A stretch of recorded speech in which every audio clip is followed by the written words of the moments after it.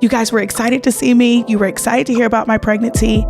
And just a message of forgiveness and light and hope about this pregnancy and the things to look forward to was the main message. And I think for me, that's what made me make the decision to have Joshua. And I'll never forget it. We want to empower you to make fully informed choices about your pregnancy and parenting options.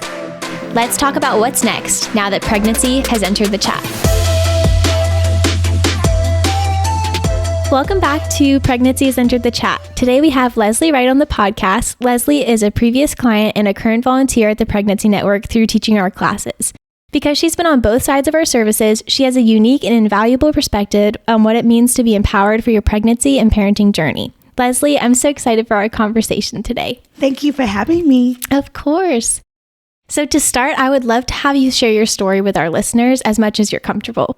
Yeah, absolutely. So I am a single mom of two boys. One is 13 and one is 2. And so I came to the Pregnancy Network when I was pregnant with the 2-year-old. So that's crazy that he's 2 now. Yeah. And so Joshua is our little miracle baby. We thought we were living life before Joshua, but we're really living it now. And Yeah. I tell moms that life with 2 is so different than life with 1. Yeah. But I'm originally from Landover, Maryland, and I came to North Carolina when my parents divorced, unfortunately, in 98. And then what brought me to Greensboro was UNCG. So I'm a graduate, Spartan pride. That's awesome. Yeah. So, but I'm a pastor's kid. So my dad was a pastor, grew up in the church, and I'm really just excited to be here with you guys today. It's been great. Awesome. So as you know, at the Pregnancy Network, our mission is to empower women to face their unplanned pregnancies without fear. And we know that there are multiple ways that women can do that to carry to term and parent, or carry to term and place for adoption. You chose to parent. So can you talk about what that decision was like for you? Oh my goodness. Yeah. My 13-year-old was 13, or at least maybe, I don't know, he was like 11 when we found out we were pregnant with Josh. And it was a mixed emotion time. Joshua was prayed for by his brother. He had been alone for so long. Yeah. And I remember doing my test and coming home and saying, Jaden, we're pregnant. Yeah. And he said, Mom, no, don't play with me like that. Yeah. I said, no, really, we're having a baby. And I remember, I'll never forget the day he sat on the couch and cried. And he said, Mom, this is my Christmas miracle. It was a couple of days before Christmas that we found out. And, but life will take you on a lot of ups and downs. And so we experienced the original joy of that. And then, but Joshua's dad was just a friend. And so friendships change anyway. And then you add a baby to the mix and they really start to contort. Yeah. And so it just put a lot of strain on the friendship. And we lost ways of communication and really just seeking God like we used to on a lot of our decisions. And so I was desperate to find someone to kind of confirm the pregnancy. So that's kind of how I found the Pregnancy Network. Yeah. And I remember being up just frantic. Where am I going to go to confirm this, to make sure I'm sure before I tell friends and family? Yeah. And I found the Pregnancy Network in a Google search, and I had to read it twice. I was like, are they really open at 8:00 at night? So I called and I was like, no one's going to answer this phone, but you did. Oh, and I thank God that you did. I ran in. I was the last appointment. You guys were closing the doors and you saw me anyway. And the nurse was amazing. She said, you're going to get through this just fine. You've already done it one time and God will take you through it again. I think also moments I remember was not feeling condemnation walking through those doors. You guys were excited to see me. You were excited to hear about my pregnancy, and just a message of forgiveness and light and hope about this pregnancy and the things to look forward to was the main message. And I think for me, that's what made me make the decision to have Joshua. And I'll never forget it. It was a cold night then too. Yeah.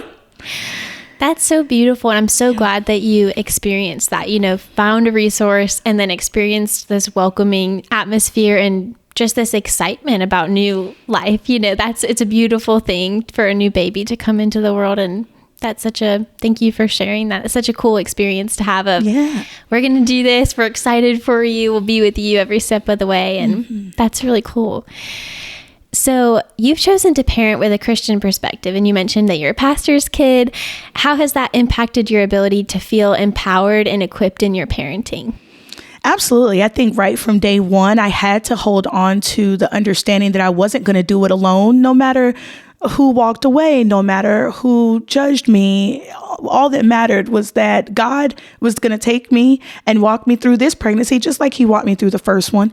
And I think for me, once I kind of settled in that notion, that's where I found my power. Like, I'm not doing this by myself. And then later on in the pregnancy, I found out I had gestational diabetes. And 13 years ago, I guess medicine was just very different. Yeah. And I felt empowered by my doctors. But this go around, I felt more defeated and ashamed, and all the things that I didn't know about gestational diabetes, health, and eating habits. And it all just hit me. So here I am, single mom again. And then you find out you've had too much mac and cheese. It was just too much. It was. Yeah. And so, but I still just took it all to God in prayer. And I found myself becoming a stronger Christian. And I really was tested. Will I trust God with my whole life or just pieces of it? Yeah. Yeah. And I think so many people listening probably can go to that crossroads. You find out about a pregnancy you weren't expecting, or just life news that you weren't expecting. And you think, okay, how much is, what do I hold on to during this time? And so that's so cool to hear that God has been a rock for you in the midst of unexpected news and just navigating things. But you weren't alone, because you had him, and you had your son, your 13-year-old son, and now you have your 2-year-old. And so that's really wonderful to hear. Yeah. And I have to shout out Jaden if I can. Yeah. Because I don't know that I would be here as healthy as I am today. And I remember my 11-year-old at the time saying, Mom, we're going to do this. At the time, his dad wasn't too involved either. And so he had to just kind of sober me. And I think that that's the blessing right there, peeking through in parenting, is when you raise your kids so well that they can then turn around and minister to you. Yeah. And he looked me dead in my face and said, Mom, we're going to do this. And I'll be the big brother to Josh, and he's going to be just fine. And you're going to lose weight and get healthy, and we're going to have him, and it's going to be fine. And that's from an 11-year-old. Yeah. How cool that he would, encourage you. What a testament to your parenting over the years of, hey, I've poured into you with encouragement. I've loved you. I've taught you who the Lord is. And now you're turning around and telling me it's going to be okay. Yeah. And we're going to be okay. Our family's going to absolutely change and be beautiful in a different way. Yeah. Awesome. So what would you say to someone who's feeling intimidated to take on parenting, either for the first time or becoming a parent of 2 or etc.? Right. One thing that really helped me was journaling to God, not to anyone but God. It was just my personal prayers, but I also got a chance to write down my fears, things that I was terrified to tell others, things that I was upset about, things I was angry about. And I just left it all on the page and I purged there. I also became very aware of what a prayer room was and a war room was. I loved the movies, but I didn't have one. I didn't have a war room where I really took to God the tough stuff. I just had learned to tough it out. Pastor's kid, put on the pretty dress and go to church and smile and nod and smile. But I quickly learned in this second pregnancy for sure that you have to be real and authentic at some point in time. And the mask, even with yourself, has to come off. And so you have to say, what kind of parent do I want to be? In spite of the parents that raised me, what are some things that I want to challenge myself to do? What are some things that I want to ask God about? Because I'm not too sure if I want to repeat the things I saw growing up. Just, I think being aware that you're going to have curious moments, and that's okay. And you're going to have moments where you want to change things up, and just being free to allow yourself to cultivate this parenting experience and parenting path so that it looks and feels like you, no one else. Yeah. And it's a journey. So I love that you said, looking back on ways that you were raised and saying, okay, do I want to do that or do I not want to do that? And what does this look like for me to make an empowered decision here for my life, my family, my kids? And I think that's really beautiful too, because sometimes I think we have like a limited mindset of, hey, I'm just afraid of repeating these things, or I'm, not sure I could do it another way. But really like reflecting and taking the time to say, no, I can do this, I can do this, and I can make empowered choices about what parenting is going to look like for me. So, yeah, and I think defeating the blame game is the second task. Yeah. Because when you're faced with an unplanned pregnancy, you want to blame a lot of people right away. Yeah. But you never really get off the boat of blaming yourself. And so you can't do that without Christ, because he doesn't blame you and he doesn't shame you. People do, but he doesn't. And so really making that distinction in your life and parenting, what am I holding myself hostage to versus what does God say about me and what does God say about my parenting? It tends to be different. Yeah. No, I love that because I think finding, we all find ourselves in situations in life that we weren't expecting, and that can come with a lot of different feelings, and just acknowledging those things of, hey, I feel this shame around it, but I don't have to, I'm going to work through it, and I'm going to say, this is not what the Lord wants for me. This is not what's true. It's just, this is a blessing and this is what it is. And we're going to figure it out. And it's not, like you said, the blame game. I think that's really powerful of working through that and then saying, it's okay. Like the Lord has brought me here and he's going to bring me through it. Yes. So what has been the most rewarding part of your parenting journey thus far? There's so many moments with those two. I think I know that I've done something right when people who care for them other than me call me and say, we just wanted to say this about your child. I was at home working one day and Jaden's teachers called out of the blue. And, it's a mom thing. You're like, is he in trouble? Yeah. What did he do? Should I come now to come pick him up? And she said, no, Miss Wright, I just wanted to take a moment out of my day to call you and tell you just how amazing your son is. Wow. And I paused. I said, well, what did he do? Yeah. Now, not to say that we don't know our children, right? We know they're great, but it's like when a teacher calls, your first instinct is that it's something bad. Yeah. and so I said, well, what happened? And she said, he just sets himself apart. There is something about him when he walks into the classroom. He wants to help his friends. He wants to help people through things. He takes them aside and lets them know they didn't do anything wrong and it's going to be okay. And he just sets himself apart. Mm-hmm. Joshua too, now that he's on the scene, they absolutely love him. Shout out to all my moms that have toddlers. You drop them off at daycare or church and you're really hoping they don't act sometimes how they act at home. That's the prayer. And so I'm like, okay, don't fall out like how you do at the house. But every single time I pick him up from church or I pick him up from daycare, they're like, he was such a joy. He was so peaceful. We love taking care of Josh more than some of the other kids. That's awesome. So those are my proudest moments, is when other people can see God in my children and the parenting that I'm doing at home, that they know how to act in public. Isn't that the prayer? Yeah, that is wonderful. That's the prayer. Yeah. And what a beautiful thing too, because you can probably think back to like the beginning of your journey with Joshua and saying, those fears that were going on and putting those on paper and working through those.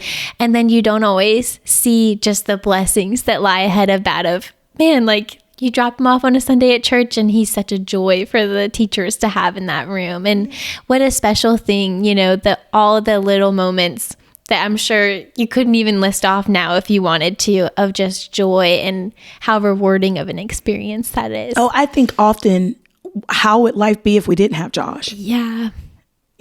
All the time. Yeah. Like I thank God that I chose Joshua over my fears, my worries, my condemnation about a thing, that I just chose God in the matter and chose myself, and we got Josh. Yeah. And we're grateful. That's beautiful. So is there any encouragement that you would like to share with our listeners, maybe to someone who just found out they're pregnant, is in an unexpected situation? What would you want to say to someone if you were sitting across the table from them? Goodness, that's the tear-jerking question, right? Because I remember being in that chair and I remember saying, there's no way in the world I can call my friends and family and say, here we are again. 11-year difference, right? Mm-hmm. The first thing that floods your mind is, well, didn't you learn the last time? But I think to the moms out there that are struggling with, especially the decision to have the child, is you really have to first silence everyone else's voice that you hear going on. And you have to get real quiet and make a good conscious decision with just you and God. And whatever that decision looks like, come to the Pregnancy Network, plug, okay? Love it. But whatever that decision is, let it be for you, because it's such a final decision either way. And you got to be okay with whatever that is. And so that requires you getting quiet and separating yourself from all of the noise and making a decision that's just for you, that will hopefully change your life for the better. Yeah.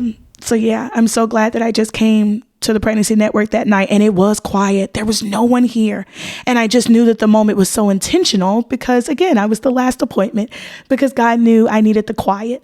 So to the mom that's out there, I would say first, make a decision and just kind of separate yourself for a little bit.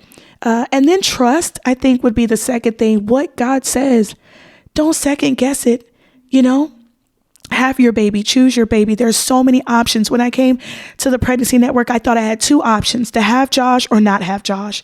And then I started meeting other moms that were like, yeah, there's no in between. That's the choice, isn't it? And it's not. The pregnancy network brought about so many options and adoption and all sorts of things that I never considered. Knowledge is power. And so the more you know, the better you feel. So feel the fear that you're having or the worry that you're having with knowledge and information, and then make a choice, then make a decision. Yeah.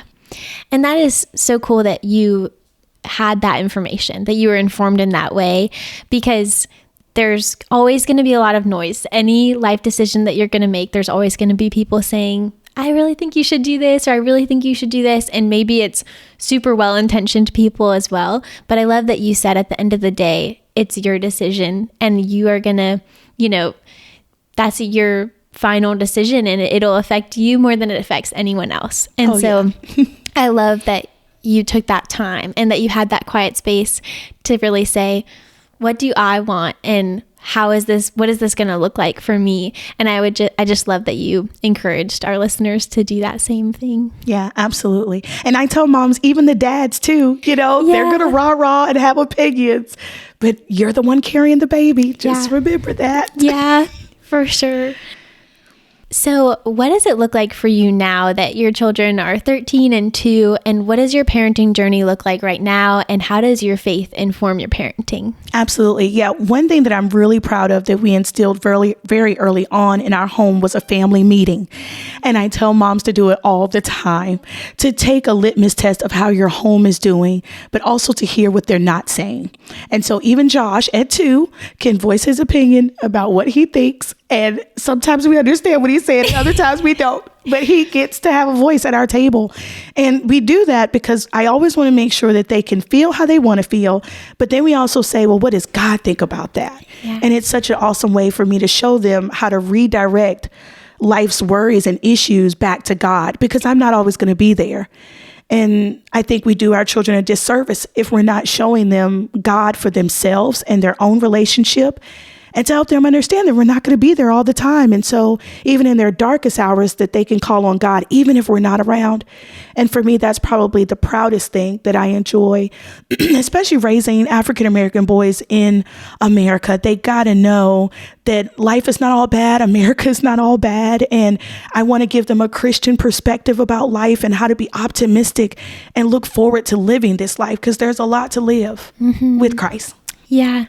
That is beautiful. Just the perspective that you're giving your kids at such a young age of, this is how I can process things. This is how I can go to God with things. And it just shows your children how much you care for them in so many different ways. And I think that's really beautiful. Yeah. I think it's important as moms that we have a louder voice, and dads, that we have a louder voice than what they see on TV or what they experience in school or just when they're away from us. It's our job to redirect. Yeah.